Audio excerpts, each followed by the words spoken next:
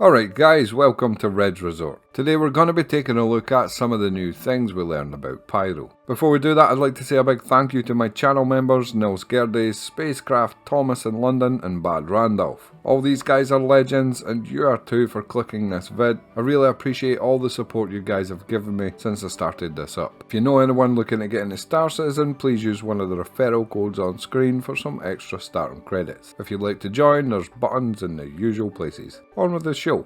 Okay, so we've all been hanging around waiting for Pyro for quite a few years now. And sure, they are taking their time, which is a good thing when building things usually, and it is an entire solar system. But say, come the end of the year, they release Pyro, and it's not in a complete state, but a very fleshed out state. What if when Pyro launches, what we get is just as ready as Stanton is now? What if when it launches it's got all the bits and bobs that means we can just go in there and happily explore the place? There's functioning salvage, mining, bounties, FPS stuff, and the rest of the usual suspects. Rep is online and working, economy is in a better place, as well as a bunch of new stuff that we're not so used to. Wouldn't that just be something? And it will have bugs, of course it will have bugs. That goes without saying, there will be bumps in the road.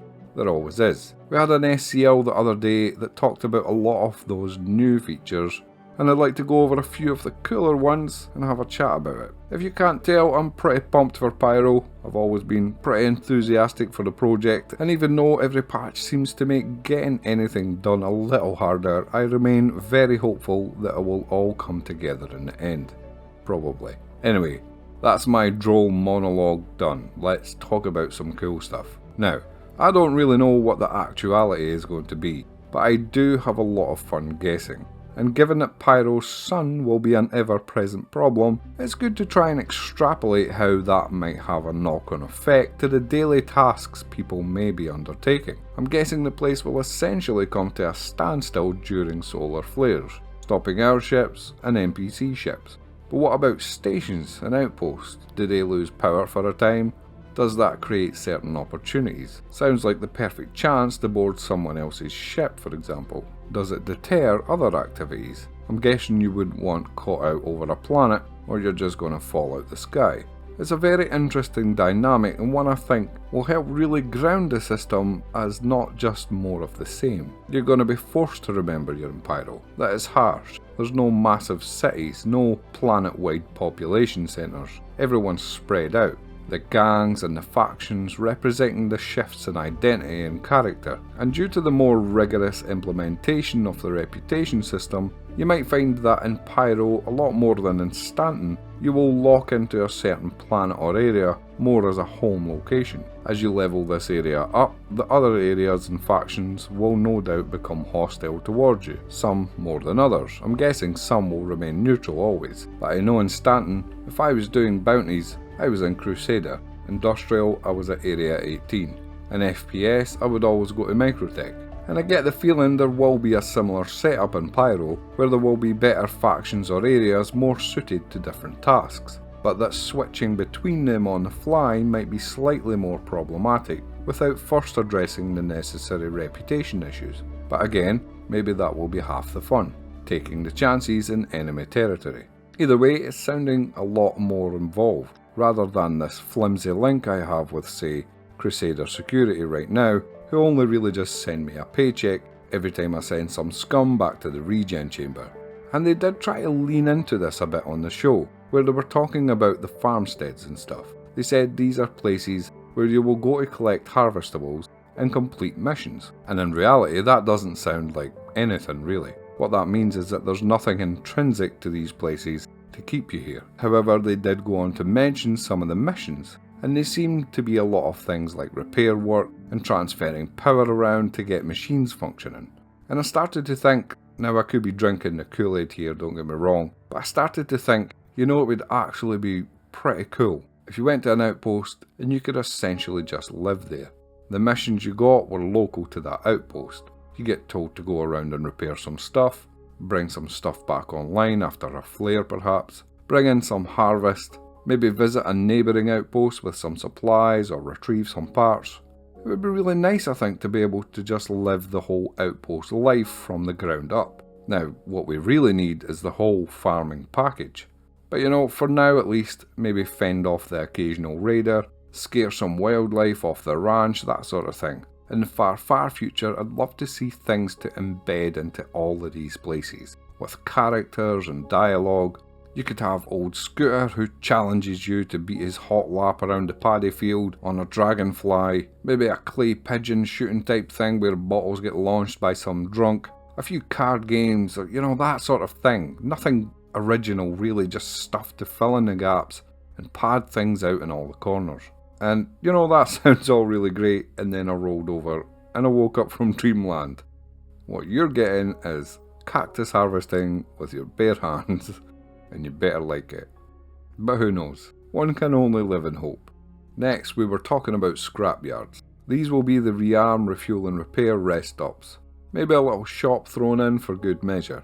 Again, these stand to be really interesting places if the time can be put into expanding on not just the atmosphere and harsh reality of the place, which I do think will be captured really well, but the personal identity of the place and what you can do there. Even if it was just defined by a single interactable character, it wouldn't be so bad. But my main fear is that from the hottest planets to the coldest, from the richest settlements to the poorest, everybody will just be in the same raggedy ass gear and living in the same copy pasted assets. And I do get it, CIG are coming under a lot of pressure to speed up the process, and in doing so, they've developed lots of new tools and can generate some really amazing places and terrain. But when you look at Stanton as a comparison, it's going to be a shame to have lost such striking individual design language for each planet. Anyway, at these scrapyards, it looks like we are also able to do a lot of these busy tasks, such as repairing pipes and faults and so on, which could be a bit more involved than it seems at first. We can apparently get a quest to repair a thing, but we have to use what's lying around on the scrap. So remove a damaged component and replace it with a salvaged one found nearby among the wreckage. On top of that, on-foot salvage will be possible as well, which is really cool. All giving us the opportunity to get in there and be your everyday Anakin Skywalker. And I'm really liking this tailoring of the jobs to the type of place you are in. Farming for farms, salvage for scrapyards. Next up was trade outposts, where, you guessed it, you can get some trading done. This is where you'll be able to purchase ship parts and armour and food, etc., commodities for hauling and delivery. And the environment design is actually so on point with these places I've mentioned. You really have to hand it to the art team. They've met the brief head on and nailed it. And there is distinctions to be made between factions and outposts and planets.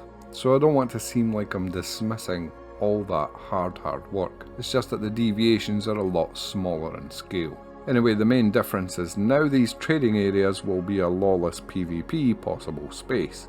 And that's quite exciting for a lot of reasons. It reminds me of having to nip to the store on a DayZ or Arma XL server. A friend watching your back is not a bad idea.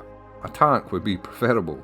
Of course, you'll still be able to magically put purchases into a local inventory, so the edge is slightly dulled there in the name of ease of use. But you will still have to visit an inventory kiosk or cargo lift to get any purchases aboard your ship, so a window remains for the sleekest scoundrels to pop up. Basically though, the episode focuses more on the non-hostile possibilities available in the Pyro system, which a lot of people will be glad to see, no doubt.